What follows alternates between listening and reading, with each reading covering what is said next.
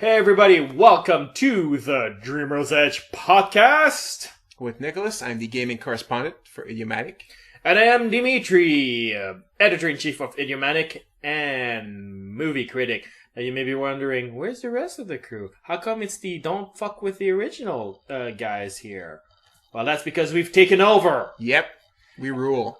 Now, back when Star Trek Into Darkness, No Call and One Breath came out, we talked about the Star Trek movies, and then the Star Trek The Next Generation movies. And over at Don't F with the Original, we talked about the original series, as well as the reboot by J.J. Abrams. But what we haven't talked about is a TV series from the 90s. I know. And now that the DVD for Star Trek Into Darkness, No Call and One Breath is coming out, we thought it'd be the perfect occasion to come back and talk about the Next Generation and all of its awesome spin-offs. Yes. Awesome is a strong word for these, but yes. But we've got a lot of material to get through, so let's not waste any time and start with Star Trek The Next Generation. They don't say that. I don't know why I did that. Star Trek The Next Generation. Yes. Now, that one is a weird one, because it started off with Gene Roddenberry reviving his series for ABC with a brand new crew in the 80s. Yeah. With a fairly old captain. I did not expect that at the time. Yeah, well, he's a captain. Captains, you get that by promotion, so expect them to be older. For the action stuff, they had the first officer. Exactly, which was a sort of a novel concept, though. Exactly. It wasn't like all the same two characters all the time. Each different characters had different storylines. Yeah, and he's still going with the acceptance thing. Like, we have a female officer who's chief of security, who's essentially their action star, and she was a woman. Yeah. And a woman that was built like she could handle herself, which was a great casting choice. So it's too bad she didn't want to stay. Indeed. You have a robot, Data, who's discovering humanity, so he's sort of the voice with which the other characters can share their enlightenment with without feeling as condescending to the audience as it might have otherwise. Yeah. A counselor that could feel emotions, so it was basically a crutch for bad writers to, I know you are feeling this, instead of having the characters be able to express what he feels. You are feeling this now. Can I just say, everybody slams Wesley Crusher, whom we'll get to in an instant. Yeah. But for me, she is the worst character in that series. She's terrible. She's terrible. And it's not the actress's fault. I think the actress is fine. It's such a bad idea for a character. Yeah. Make the extra effort and have your character be able to express by, actions or even words and tone of voice how they're feeling. Not have the other character saying, you are angry right now. There's one funny scene where, she goes to a cleaner and says that, I'm sensing a lot of anger from you. And he's like, oh, you can't say that because you're telepath? And he's like, no, from the table you broke. It's like, have characters break tables all the time if they're angry. You don't need her at all. Although, honestly, if the crew was full of people who kept breaking furniture in the ship, I'd be like, I don't think you're as enlightened as you think you are. Yeah, good point. And there was Wesley Crusher, the little kid that was, growing up. He gets to learn about the problems that adults have, And he has that sort of teenage willfulness about him, sort of not really realizing that you need to stop and think sometimes. Yeah. But he's also a genius, so when he doesn't stop and think, sometimes it's because he thought faster than the other characters. Yeah. Everybody slams him, but I was like, hey, he's there. He's there, exactly. You had the blind guy. From Reading Rainbow. I don't know how he could read if he's blind, but whatever. That seemed like a cruel joke, Gene Roddenberry. I was younger, I wondered, how does that guy see? And my first, he's not really blind. No, I know he's not blind, but he has this giant thing on his eyes. How does the actor see and able to make it? Yeah, no, but I think there are little holes in that thing. So must have been hell for the guy, though, still. Yeah, well, that's why in the movies they gave him something else. Because they were like, I'm tired of wearing that dokey thing that keeps falling off. Yeah. It's very 80s, too. It's very 80s. That is true. Oh, yeah, and there's, of course, Wesley's mother, the doctor. Yeah. I liked her a lot, actually. Yeah, but apparently she wasn't working out. Apparently somebody didn't like her, so they replaced her with an older doctor that every fan shat on, so they brought back Dr. Crusher. Oh, yeah, the blonde woman with the... She wasn't there long, was she? Yeah, people hated her character so much that, they wrote in and it's like, okay, no, we're bringing back Beverly Crusher. It's good. Yeah, but Beverly Crusher is like Wesley's mother. Like, she has a reason to be there beyond being the doctor. Yeah. Also, she's pretty. Yeah. And there was Worf as well. We forget Worf. Oh, we forgot Worf, who's a Klingon. Yeah.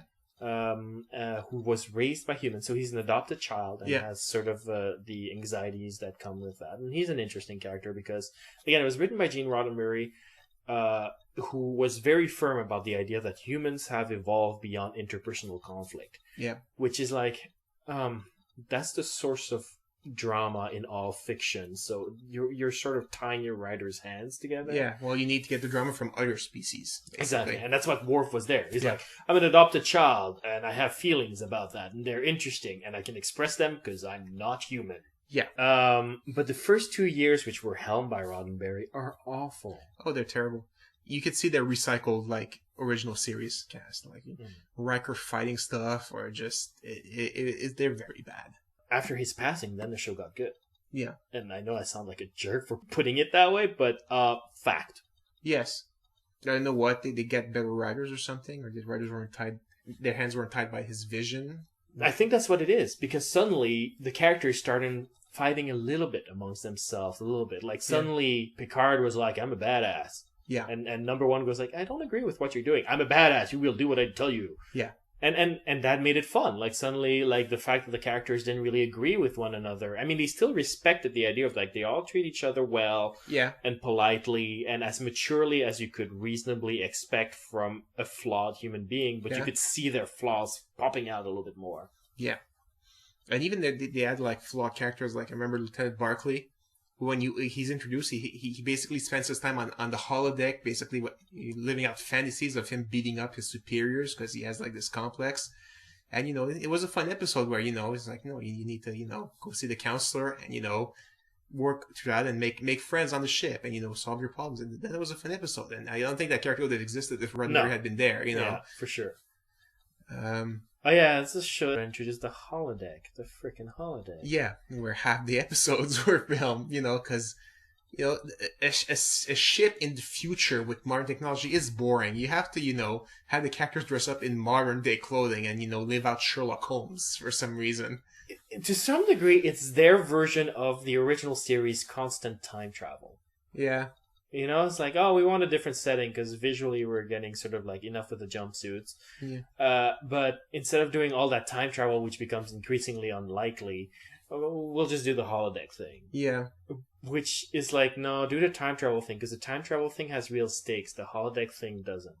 Well, sometimes they could die in the holodecks when the securities were off, so there were some stakes sometimes. Yeah, but then he's an idiot. Like, it's like this weird thing is like, if your toy keeps trying to kill you, stop playing with it. Like, I don't. Good point.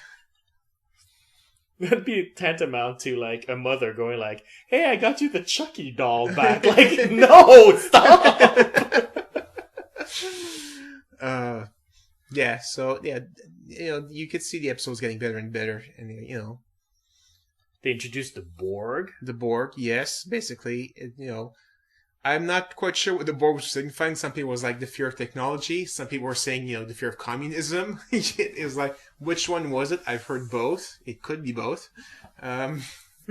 Yeah, a lot of people have attached it to communism. I think that's simplistic. I think that's a really warped vision of communism. Yeah. I think it was meant more as this really insane sort of blow your mind sci-fi concept, the idea of lost individuality. Yeah, and basically, technology taking over. Yeah. You're no longer human. You're basically, the technology controls you, and basically, the technology is one, so you're all one mind because of it.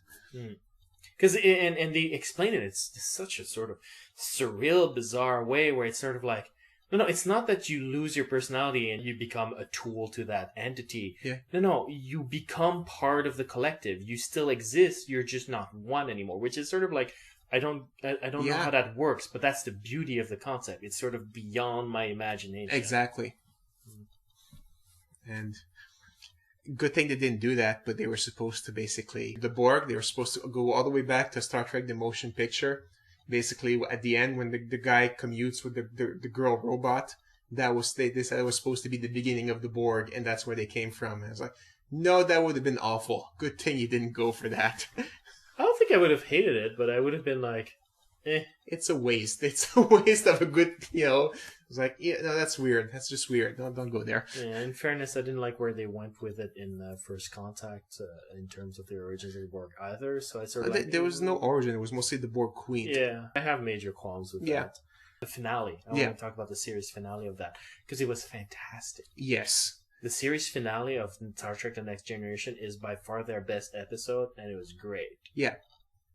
I mean, some people say that the Borg, when the Borg attack Earth, is the better one. It's between the two, but yeah, I love the finale. The finale is probably one of the best finales I have seen in any series. Yeah, absolutely. That is a very good point. Yeah, it's spectacular. You can see, it's basically Q, which is an unimpotent entity that kind of messes with Picard, tries to, see if his mind has expanded throughout the 7 years, and basically he warps him through the past, the first episode, the present now is, and the future. And he basically has to solve like a mystery of what's happening. It's almost kind of a clip show done right, because you can see the original crew back in the first one, and they actually put the effort of making people look like they were supposed to. And then the future, and then it's spectacular. And they went to the origins of Earth and all that, like all these wide, crazy sci-fi concept done so well, and all binded together by one character, Captain Jean-Luc Picard, and his humanity. Because what it is Q is testing Picard's humanity, essentially. Q's going like, did you evolve beyond humanity? Because humanity is kind of petty and stupid by my standards. Exactly. Did you evolve beyond that? And Picard sort of grasping to his humanity. It's like, yeah, it's petty, but it's who I am. I'm not letting go of that. Yeah. And it's such a fascinating philosophical conflict throughout all the crazy But sci-fi. he wanted to see if he could expand his mind. Yeah. Which happened. But I love the part where, in the future where Picard's trying to convince people that he's not senile and crazy, which, kind of a hard sell, know. And they even add the humor of Q just being a jackass. You get to ask me, 10 questions, yes or no questions. And at what point Picard asks why. It's like, that's not a yes or no question. You forfeit the rest of your questions. It's like him being a jackass again. It was like a perfect, ending. He's a great character, and they bring him back. It was, really funny. And he's a character that was introduced in the pilot. Exactly. And who stated that he would be monitoring these characters to see how far along their culture has got. Yeah. And then at the end of the series, he puts the final test to see how far their culture has got, which gives you a sense of like, okay, that is one full 7-year story that we got. Exactly. And again, it ties back to the original Star Trek message, because one of my qualms with Star Trek: The Next Generation is that it's less humanity can do everything more than technology can do everything. It's much more science is awesome than humans are awesome. That is true. Which is fine. I mean, it's a new series. It can have a different message. But the finale sort of tied it all back to humanity, where it's sort of like, well, yeah, science is an expansion of how far along we've gotten and of our personal growth. But is there a cost to that personal growth? Like, is there some things that we shouldn't let go of and some things we should let go of? And that's a genuine debate to have when you're trying to excel and improve yourself. And that ties to the Borg as well and everything. And it's like, okay, wow, you've managed to condense all of those 7 years of holodecks and references to the original and Borgs and all of that into one cohesive statement. And I'm like, kudos, bravo. Yeah. Especially since all the different writers, the guy that wrote the finale that brought everything together, I was like, wow, it's well played. Yeah. Deep Space Nine. That is a series that, in retrospect, might have been a bad idea from the get-go. Here's my thing with it. The concept, I'll let you do it. It's basically, Captain Sisko is assigned to a space station near Bajor. Bajor is a planet that had been occupied by Cardassians. Now the Cardassians have, freed them. Sorry, the Kardashians. No, Cardassians, not the Kardashians. That'd be terrible. Oh my god. Everybody on Bajor would kill himself if the Kardashians were ruling. The whole system would have imploded, I'm pretty sure. So it's basically Sisko going there. They want to get the Bajor into the Federation, but he's basically there to facilitate their new independence. Yeah. And basically it's a powder keg, and it's ready to blow every episode. Exactly. It is. It's a Kuwait metaphor, is what it is. Yeah. Yeah, it was it's Kuwait. more It was of a Kuwait. It was Kuwait. Middle Eastern thing. Yeah, it's a Middle Eastern thing. Back in the day, Yeah. Kuwait was the big thing at the time that we were talking about. So I always associated with that particular conflict. Yeah. Although the difference is that the Federation didn't leave them out to dry. But Yeah. but what it is, it's like you say, it's a Middle Eastern metaphor. And I loved the first 2 years of that series back when I watched it because it played that metaphor to the hilt. Yeah, it's basically the Federation, or, in the metaphor, the USA, trying to, solve the differences between warring factions and doing the wrong thing every time. Yes. And making the situation worse. And at the same time, keeping just a little bit of that Star Trek spirit, in the sense that all of the people involved that are backstabbing each other, like there's this terrific Cardassian Taylor. Garrick. He's such a great... He's the best character. He's one of the best characters in the whole Star Trek universe. Yeah. And he's playing everyone like a fiddle, and he's like such a bastard about it, but at the same time, his goal is the same as the Bajorians and everything. He wants peace. Yeah. And he's going to get it by manipulating the Federation if he has to, but he is going to ensure that the kettle doesn't blow up. Yeah, in the later episode and in later seasons, that he basically brings the Romulan into an alliance by basically making one of their ships explode and killing a bunch of people, and he has his whole plan. Sisko is angry because people die and was like, but think of my plan, it's going to work, it's going to save lives, and Sisko is just like, yeah, you're right. And he's really angry, but he sees that the guy is such a manipulator, but so brilliant at the same time. I love that character. Yeah, he's great. And the fact that he has a noble goal, and he's doing the evil things, but the right things. Yeah. And it's just so murky, and it's fantastic. And also Quark as well. Yeah. He tries to be the Ferengi, like the really greedy guy, but then he still kind of develops this heart of gold, and he still ends up doing he does the right thing, and he's like, oh, it's going to cost me, and he's going to get into trouble for not being Ferengi enough, not following the rules of acquisition, but all right, fine, I'm going to do it because, stupid humans have influenced me, and, fun character as well. Yeah, no, I mean, that show had good characters. I like Dax. I don't care what anybody says. I like Dax. She's essentially a young supermodel who shares her being with essentially a parasite ancestor. Yeah, it's called a Trill. Yeah. Who allows her to have access to great wisdom of the ages, but she's still herself at the same time, so she still has slightly immature impulses because she's a fairly young person. Yeah. She's in love with the Doctor at the beginning, but then she ends up with Worf. Spoiler. Yeah, Worf gets every piece of tail. Yeah, that's just weird. Let's face it. But the Doctor, but in the first 2 years, the coupling worked really well because the Doctor was the opposite of her character.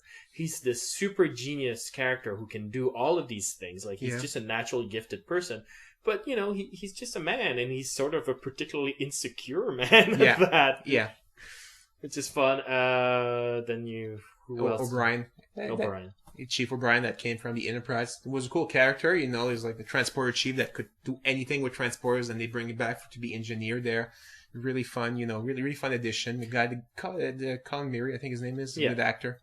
Yeah, and he plays sort of the voice of reason in there. Because the idea in that series that Sisko is knee-deep into crap and doesn't know how to get the hell out of there, and he keeps just he's a smart person. He's just in a situation where, he's in the commemorate situation. Yeah, pretty much.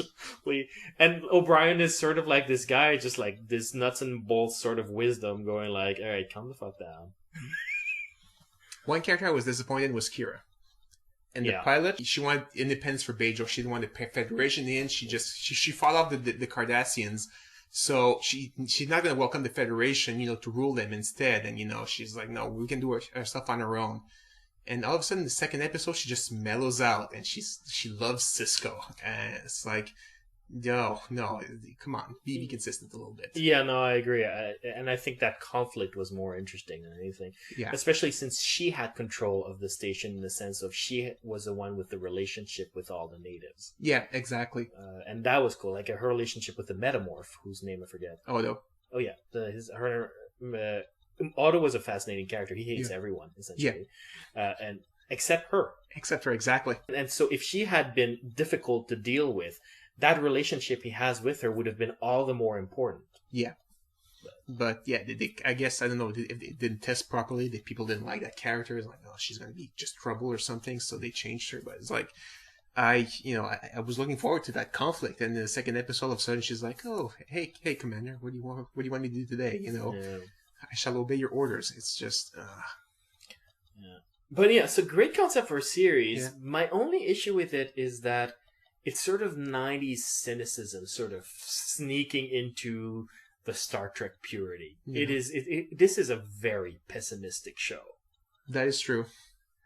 And that's my only issue with it, but it's a major one for me.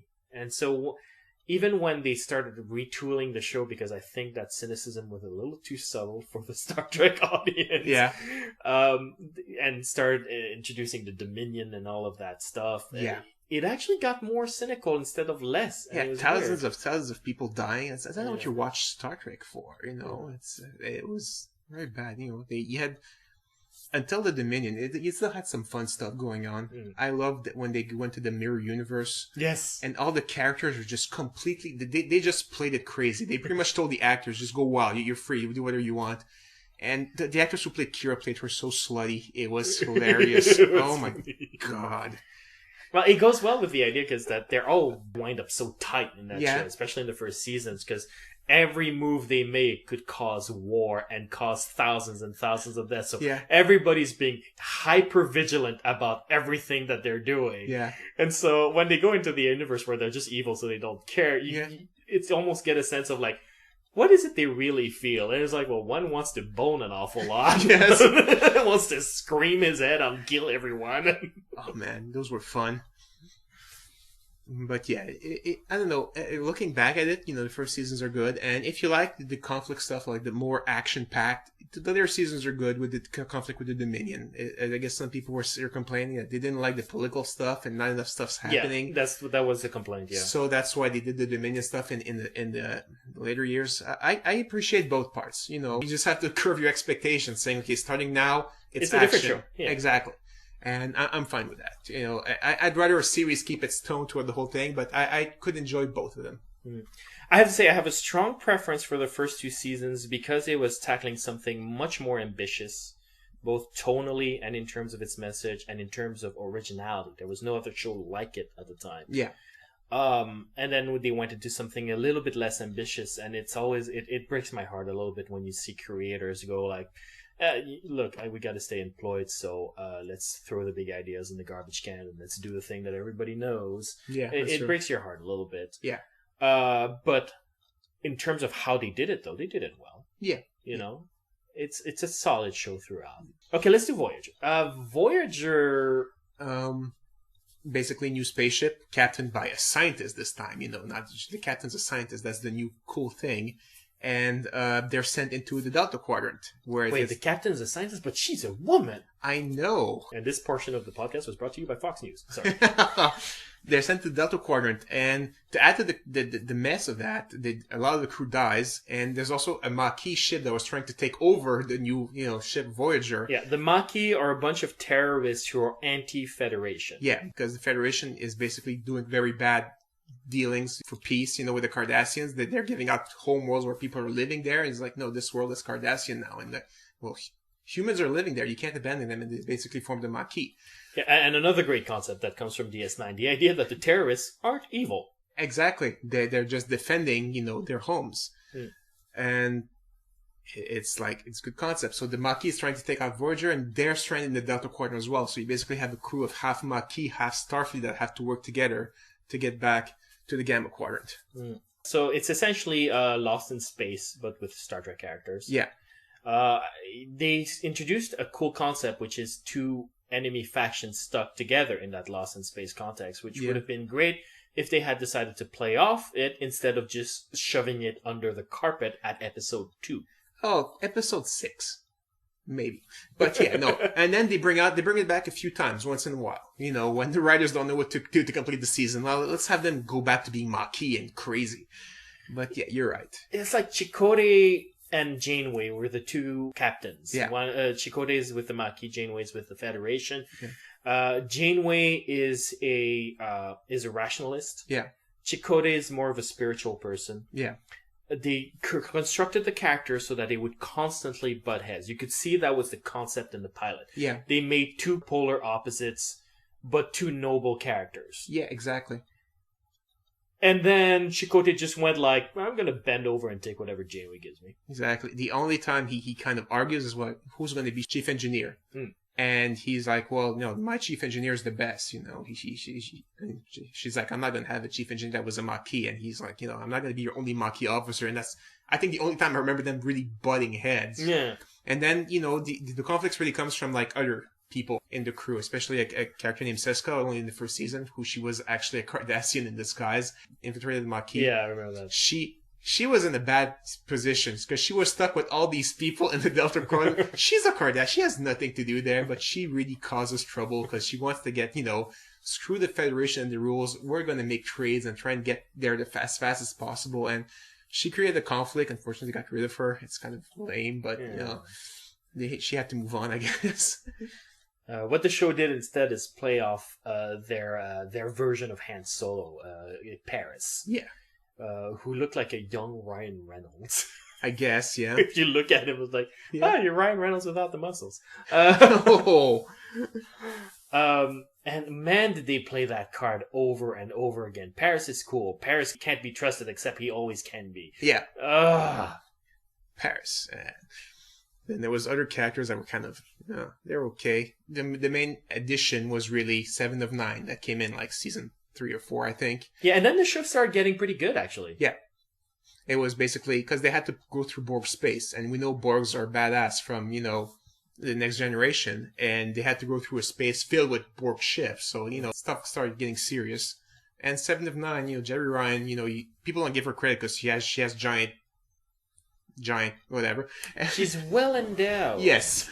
But she is a tremendous actress, and fantastic. She played that role so well, and she made all episodes that were focusing on her, which were like most of them at this point because they realized where the talent was. They were spectacular episodes. Yeah. They were very good. Yeah, no, and here's the thing: she's playing a Borg who's starting to gain independent thought, like away, like disconnected from the collective, and it's sort of a very layered performance that she gives. She actually plays the details of the implications of such a phenomenon. I got to see it in syndication. Yeah. And so I got to see her performance on a daily basis. Yeah. And she actually modifies slightly. Like, she mellows out her character slowly and slowly. Yeah. And it's just such a studied performance she gives for what is often remembered, as you pointed out, as a fan service role, which it's not. It's not. It's really not. It's unfortunate because she pretty much stole the show for the latter half of that series. No, and the character's so much fun because she's a badass. And, yes. And she's also the one character that you really can't trust because she sort of has conflicting agendas. Exactly.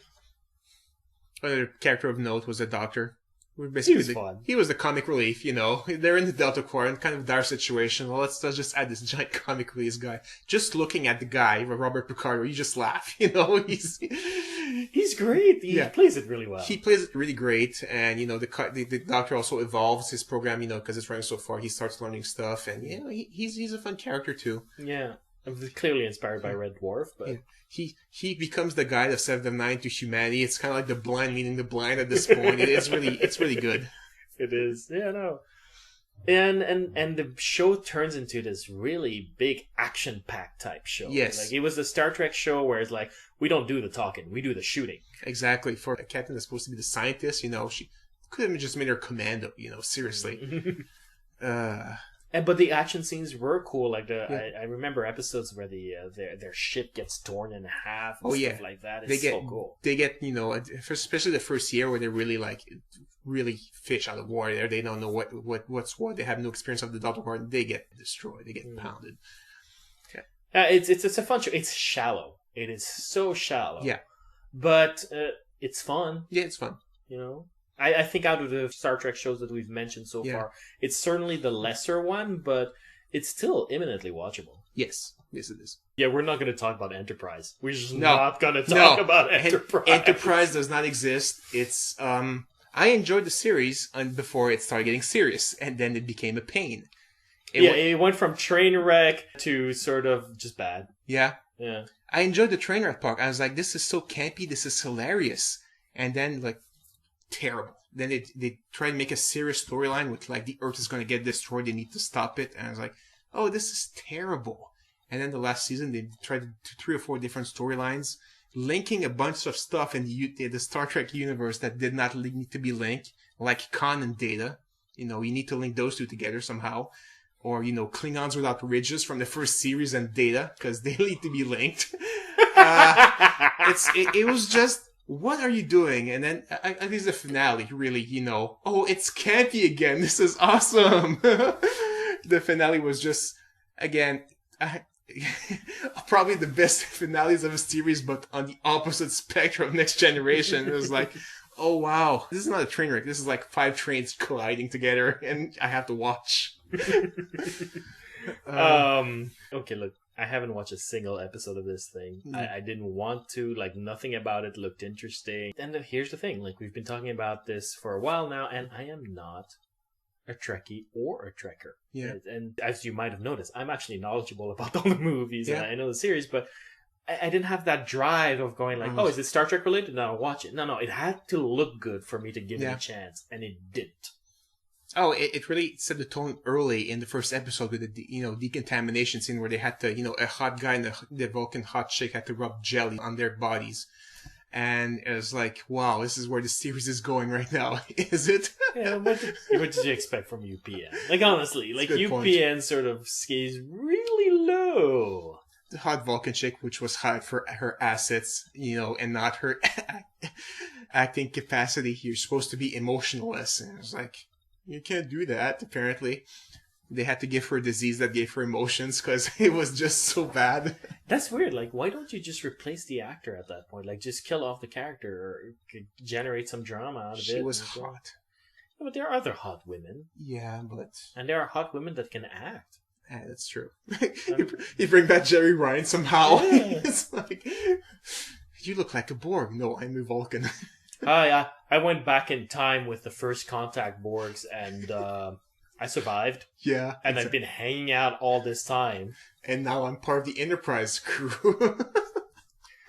I'm here to study the effect of my own paradox. But I would watch that. Mild spoiler, if you are a fan of The Next Generation, you have to just catch the finale, where the finale of Enterprise is an episode of The Next Generation. Which doesn't even make sense in the context of the Next Generation series. It completely breaks, you know, an episode. And they have old Riker and old Deanna Troi that don't even look like characters from the Next Generation playing them. It is so funny. It's like, watch it with friends. It is hilarious. If you like those kinds of train wrecks, watch the finale. Wow. So that's it for the Star Trek universe. We had to end with Enterprise, unfortunately. It was still a funny end. I guess it was. If you have any questions, comment, thoughts about Star Trek The Next Generation. No, it still doesn't work. I don't know why I keep trying that. Star Trek The Next Generation. You may write us at mail@idiomatic.com or post a comment at idiomatic.com. We're also on Facebook. We're also on Twitter. We're also on iTunes. Please write us a review. It helps us a lot, believe it or not. And we'll talk to you next time. Yeah.